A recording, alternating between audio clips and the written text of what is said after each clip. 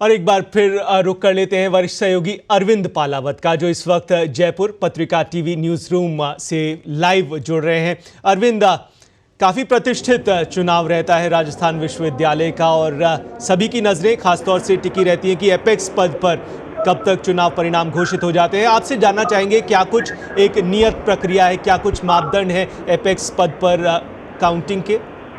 जी बिल्कुल, देखिए नकुल, जो मानक प्रक्रिया है इन चुनावों की वो ये है कि सबसे पहले जो छात्र संघ चुनाव की जो मतपेटियां हैं उनको स्ट्रॉन्ग रूम से बाहर लाया गया है। और स्ट्रॉन्ग रूम इसलिए बनाया गया है क्योंकि छात्र संघ चुनाव की मतगणना और मतदान दोनों एक ही दिन होता था, तो ऐसे में स्ट्रॉन्ग रूम बनाने की आवश्यकता नहीं होती थी। लेकिन पिछले करीब 3 चुनावों से ये स्थिति है कि जो चुनाव की वोटिंग है वो अगले दिन होती है, तो ऐसी स्थिति में स्ट्रॉन्ग रूम बनाया जाता है और उस स्ट्रॉन्ग रूम से सबसे पहले मतपेटियों को बाहर लाया जाता है और मतपेटियों के बाद में उसको उस स्थान पर पहुंचाया जाता है जहां पर मतगणना होनी है। और मतगणना के लिए सबसे पहले जो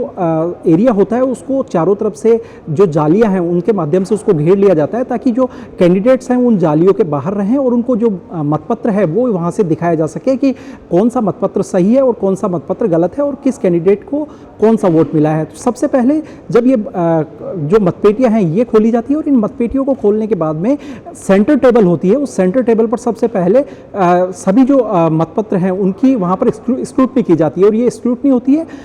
बैलेट पेपर के कलर के हिसाब से। अध्यक्ष, उपाध्यक्ष, महासचिव और सचिव, ये जो 4 पद होते हैं इनके लिए अलग अलग रंग का जो बैलेट पेपर है वो यहाँ पर तैयार किया जाता है, क्योंकि अपेक्स में 4 प्रत्याशियों को जो मतदान है वो यहाँ पर किया जाता है। एक कैंडिडेट जो है टोटल 8 वोट डालता है, जिसमें 4 होते हैं उनके संगठक कॉलेज के और 4 होते हैं अपेक्स के। तो ऐसी स्थिति में जो अपेक्स की मतपेटियां हैं उसमें 4 तरह के बैलेट पेपर होते हैं, 4 अलग अलग रंग के वो बैलेट पेपर होते हैं। उन सबको सेंटर टेबल पर उनकी स्क्रूटनी की जाती है और उस स्क्रूटनी के बाद में अलग अलग टेबल वहां पर बनाई जाती है, अध्यक्ष, उपाध्यक्ष, महासचिव और सचिव, जिस पर के काउंटिंग के जो कर्मचारी है वो वहां पर बैठे होते हैं। और जब स्क्रूटनी हो जाती है उसके बाद में 50-50 के जो बंडल है वो यहाँ पर बनाए जाते हैं। जिस तरह से राजस्थान यूनिवर्सिटी में कल छात्र संघ चुनाव के लिए मतदान हुआ है उसमें टोटल 10,050 जो वोट हैं वो अपेक्स के लिए डाले गए। इस हिसाब से टोटल 40,200 बैलेट पेपर जो है सबसे पहले उनकी स्क्रूटनी है वो होगी। स्क्रूटनी में लंबा जो समय है वो यहाँ पर लगता है, करीब 2 घंटे का जो समय है वो स्क्रूटनी में लगता है। हालांकि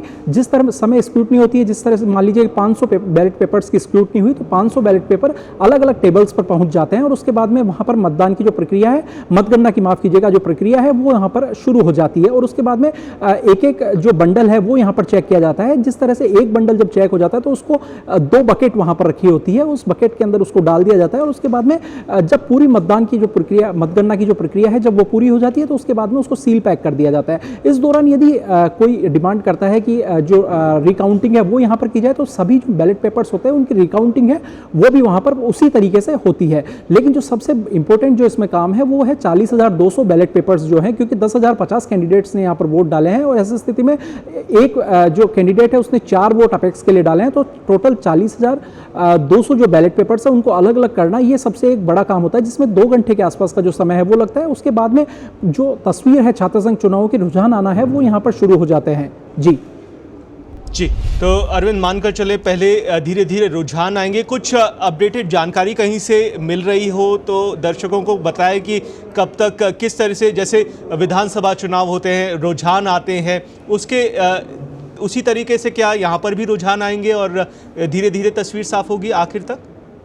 जी बिल्कुल, देखिए राजस्थान यूनिवर्सिटी की यदि छात्र संघ चुनाव की बात करें, क्योंकि अन्य जो यूनिवर्सिटी चाहे जोधपुर विश्वविद्यालय वहाँ पर एक अलग तरह से चुनाव की जो प्रक्रिया है वो होती है। वहाँ पर हर एक राउंड के बाद में जो मतपत्रों की जो गिनती है वो स्टूडेंट्स के सामने होती है, लेकिन राजस्थान यूनिवर्सिटी में ऐसा नहीं होता है। राजस्थान यूनिवर्सिटी में अंतिम रूप से जब एक साथ सभी जो छात्र प्रत्याशी हैं उनका रिजल्ट एक साथ वहाँ पर जारी किया जाता है, तभी वो पता चलता है कि कौन कितना आगे है, कौन कितना पीछे। इससे पूर्व जो कयास है वो यहाँ पर लगा दिए जाते हैं, क्योंकि जो छात्र नेता हैं, जो काउंटिंग एजेंट्स हैं वो वहाँ पर खड़े रहते हैं, तो उनको इस बात की थोड़ी जानकारी होती है कि किस कैंडिडेट को कितने वोट आ रहे हैं, क्योंकि वो बंडल्स का अनुमान जो है उसको देख करके यहाँ पर करते हैं। लेकिन किसी तरह की ओपन काउंटिंग है जिसमें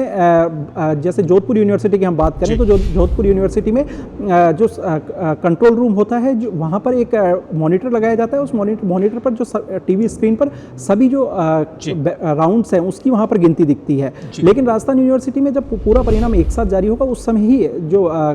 मतपत्र हैं उनका पता चलेगा किसको कितने वोट मिले। चले, लेकिन अपडेटेड जानकारी की यदि बात करें तो राजस्थान यूनिवर्सिटी में 10 बजे जो चुनाव की मतगणना की जो प्रक्रिया है वो यहाँ पर शुरू हो चुकी थी। उसके बाद में स्क्रूटनी है वो यहाँ पर शुरू की गई और 10:38 पर जो पहला बंडल है वो यहाँ पर पहुंच चुका था। पहला बंडल काउंटिंग जो कर्मचारी हैं उनके पास वहां पर पहुंच गया था, यानी काउंटिंग जो औपचारिक रूप से वो यहाँ पर शुरू हो चुकी है।